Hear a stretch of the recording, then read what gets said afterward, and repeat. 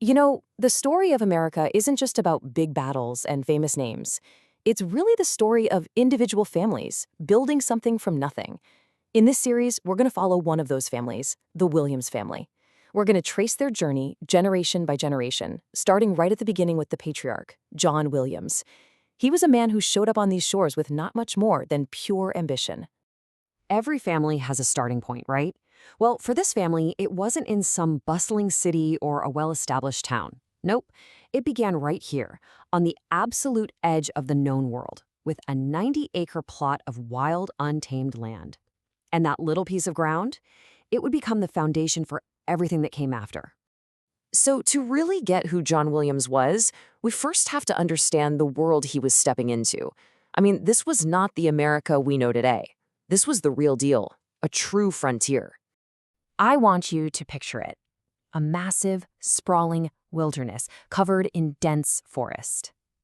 When John Williams got here around 1670, this part of New Jersey was a place in constant change, basically caught in a tug of war between two big European empires. And this right here gives us the context we need. See, the English had just snatched this territory from the Dutch, and they were desperate for loyal people to move in and settle the land. So they created something called the Monmouth Patent, which was basically a golden ticket, an invitation offering up land and a certain amount of self-government. This was a magnet for groups like the Quakers, who were looking for a place to practice their faith freely, and of course find good farmland. For a guy like John Williams, this was the opportunity of a lifetime. And this is where he planted his flag. In 1670, the records show John Williams buying his first piece of America, 90 acres, right in a place called Shrewsbury. It was the heart of the new Quaker settlement, and this little plot was his official foothold in the New World. Okay, so he's got his land. What's next?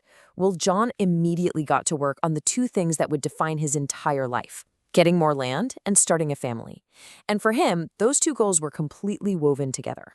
This little bit of legal jargon here is just so telling. Around this time, John marries Elizabeth Allen, who came from a very well-known local Quaker family. And just 5 years after his first purchase, look at this. They get a massive 240-acre piece of land together. The fact that the official document says it was granted in right of himself and his wife shows you everything.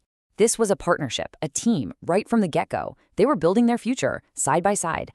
And pretty soon, that team became a family. They had several children who would carry on the Williams name.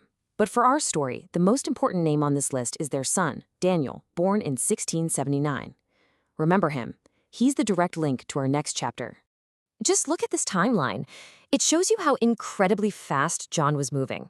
He wasn't just a farmer content with his plot of land. He was a seriously strategic investor. He starts with his 90 acres in 70, then expands west into Middletown, then boom, south towards the ocean, and north into the uplands. In less than 20 years, he went from a brand new immigrant to a major regional landowner. But believe it or not, his single biggest, most ambitious move was still to come. It involved a whole group of investors and a land deal so big it would literally shape the future of the Jersey Shore. So what on earth was the Squan Beach Company? Well, it was an investment group that bought a mind-boggling 2,500 acres of prime coastal land in 1685. Let that sink in. This wasn't another farm. This was a massive, monumental purchase from both the colonial government and the local Lenape tribe. It was a huge stretch of land running from Wreck Pond all the way down to the top of Barnegat Bay. And who you do business with says a lot, right? The partners in this deal really show you how far John had come. He was in the room with the biggest power players in Monmouth County, including his own brother-in-law, Judah Allen, and guys from other founding families like Remembrance Lippincott. This wasn't just about buying land. This was about cementing his place among the local elite. And here is the really cool part, the reason this matters to us today. That huge 2,500-acre tract that John and his buddies bought, it eventually became the towns we know now as Manasquan, Point Pleasant Beach, and Bay Head. He was literally laying the foundation for communities that are still thriving today. But John's success wasn't just measured by the number of acres he owned.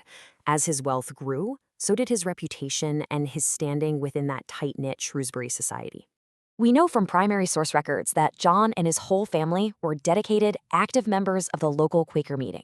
You have to understand, this faith was more than just a Sunday thing. It was the social and spiritual glue of their lives, and it connected them deeply to all of their neighbors. Oh, I love this detail. This little quote from old land surveys tells you everything. By the 1690s, his farm was so well known and so established that surveyors started using his property lines as a fixed landmark to map out everyone else's land. He wasn't just another settler anymore. His name was literally on the map. So, after nearly half a century of turning wilderness into a legacy, the old patriarch's long life started to draw to a close. But even in his final years, he was still planning, still making sure the future was secure.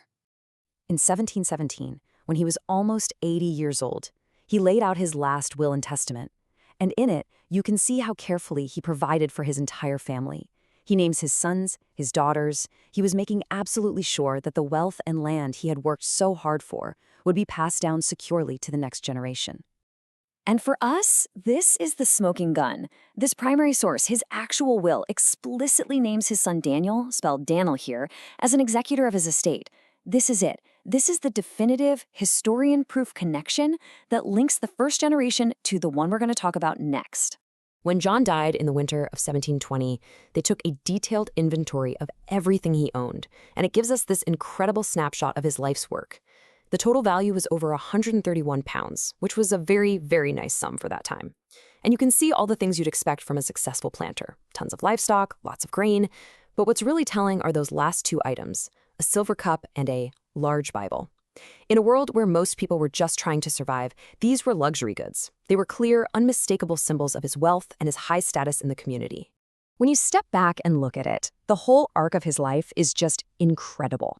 He shows up in 1670 as an immigrant pioneer, literally staking a claim to 90 acres of wild land. 50 years later, he dies a wealthy regional proprietor, a man of serious means and influence, and the founder of a sprawling family empire. So John Williams Sr. built this incredible foundation of land, wealth, and status. But here's the big question. Could his son Daniel handle the pressure? Could he navigate the challenges of a new generation and not just hold on to this legacy, but actually build on it? Well, that's exactly what we're going to find out in our next explainer.